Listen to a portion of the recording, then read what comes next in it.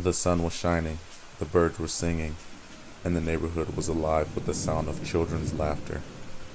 It was the kind of day that made even the most cynical of people feel a little bit of joy. That was until they saw the little girl. She was standing in the middle of the street, her long black hair cascading down her back. She was a strange sight, dressed in a white dress with a hood pulled up to cover her face.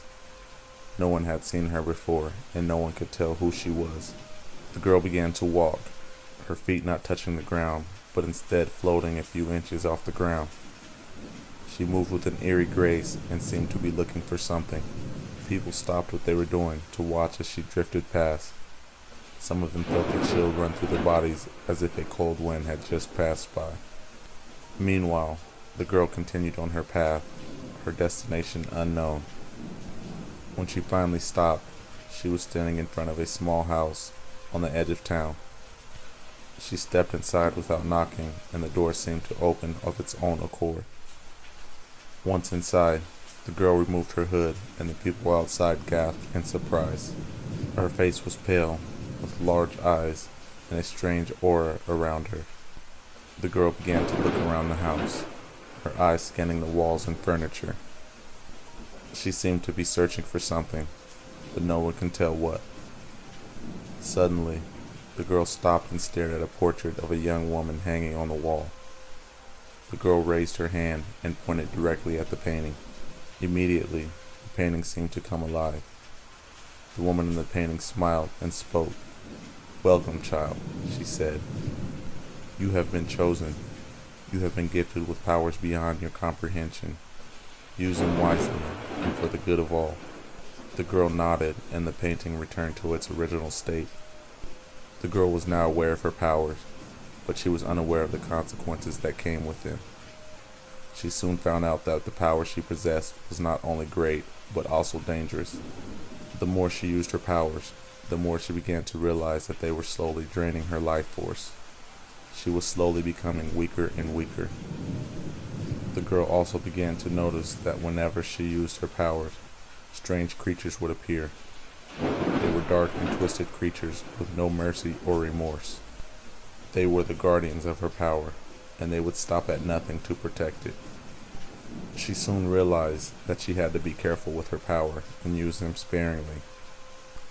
If she used them too much, then the creatures would come for her and take away her life force, leaving her an empty shell of her former self. The girl had to keep her powers hidden and use them only when necessary.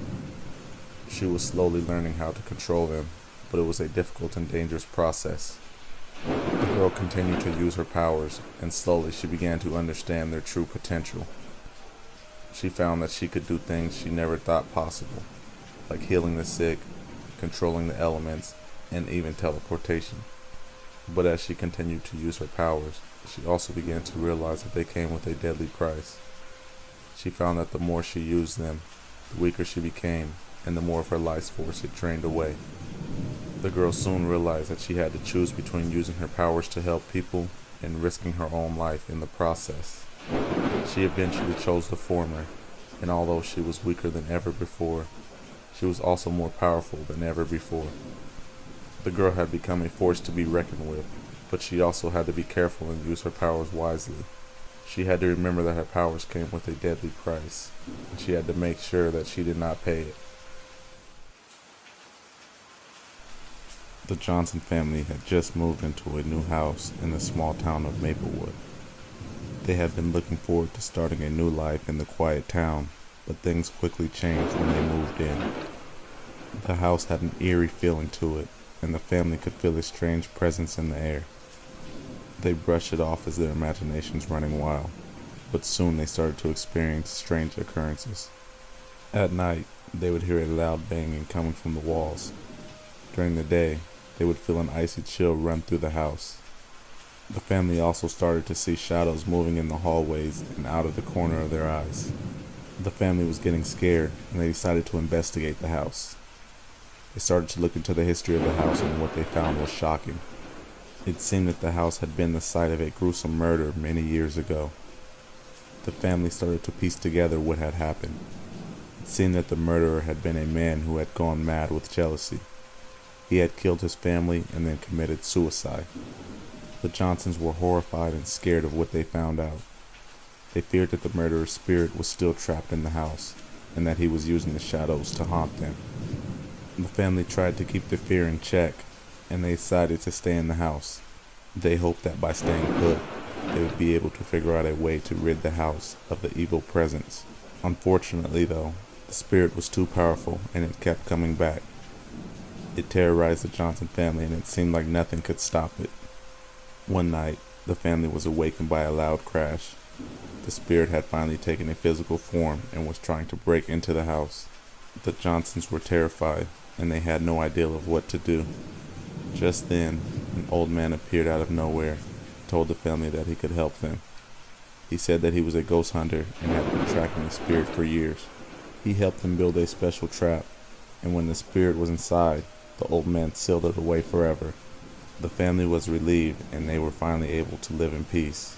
They never found out what the old man's name was, but they were always grateful for his help. From then on, the Johnson family never experienced more hauntings. The house was finally theirs, and they lived there peacefully. The town of Birchwood was a peaceful place. Everyone knew everyone, and it was a place where people looked out for one another.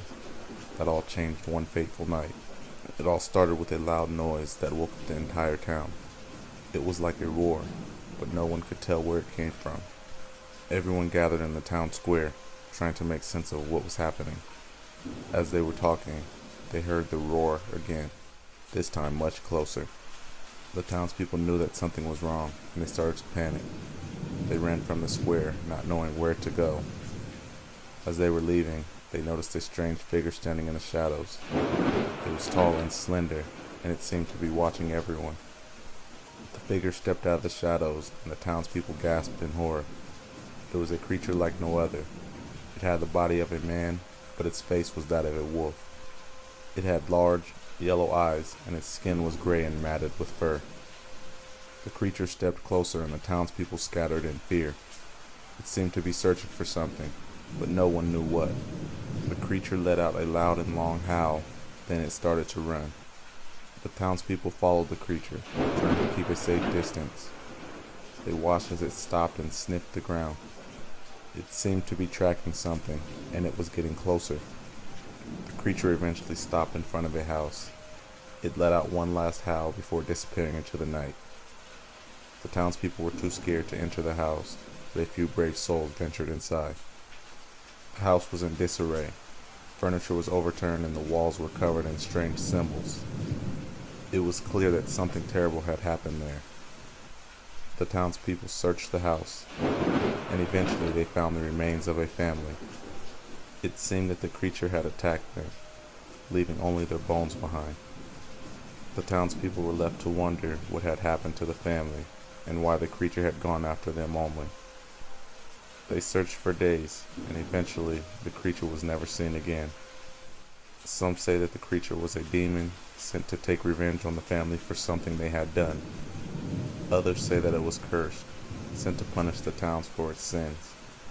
No one knows the truth, but they all remember the night when the creature of Birchwood came to call. It seemed nice enough. Everything seemed normal until one night when Emma heard strange noises coming from her neighbor's house. She figured it was just him being a bit noisy, so she didn't think much of it. The next day, Emma noticed that something was off. She noticed Mr. Smith watching her from his window, and it made her feel uncomfortable. She tried to ignore it, but soon the strange behavior began to escalate. Emma started to hear strange noises coming from Mr. Smith's house late at night. She noticed that his lights were often on when no one was home. She also noticed that his curtains were always drawn, and that he had strange objects in his yard. One day, Emma mustered up the courage to confront Mr. Smith. She knocked on his door and asked him why he was watching her. He just smiled and said that he was interested in her. Emma was creeped out by Mr. Smith's awkward smile and the distinct gaze that he gave her, and she ran home. That night, she was awoken by a loud noise coming from Mr. Smith's house. She looked out her window to see that he was dragging a large bag into the woods behind his house. The next morning, Emma heard that a local girl had gone missing. She remembered the strange noises and the bag that Mr. Smith had been carrying and put two and two together. Emma called the police and told them about her suspicions, and soon they came to investigate. After talking with Mr. Smith, the police obtained a search warrant and began to search his house.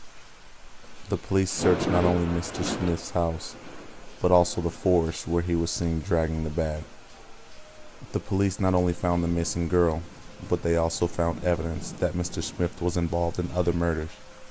Mr. Smith was in fact a serial killer. Emma was shocked and scared about this discovery, but she was also relieved.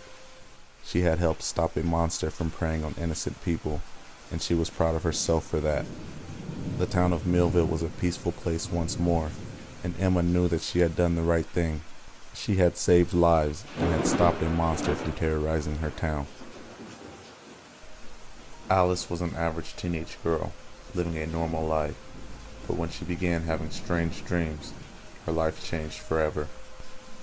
Alice started having vivid dreams in which she could see the future.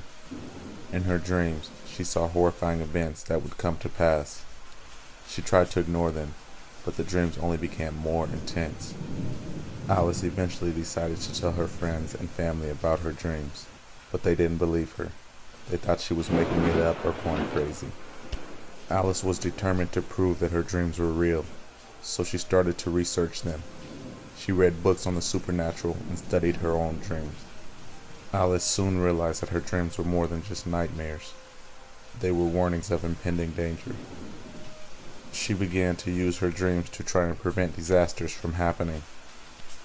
Alice's dreams kept her so busy, in fact, that she started to neglect her other responsibilities. She was so focused on her dreams that she forgot about her schoolwork, her social life, and even her family. Alice's friends and family began to worry about her. They noticed that she had become distant and that she was not acting like her normal self. They tried to talk to her, but she refused to listen. Alice's dreams eventually led her to a dark and mysterious place. It was a place where the supernatural and the unknown mixed together. She knew that she had to be careful, but she was determined to find out the truth. Alice ventured deeper into the darkness, and soon she encountered a strange being. It was a creature that seemed to be made from shadow and fog. The creature told Alice that she had the power to use her dreams to help people, but it warned her that she could also use her dreams to bring destruction and chaos.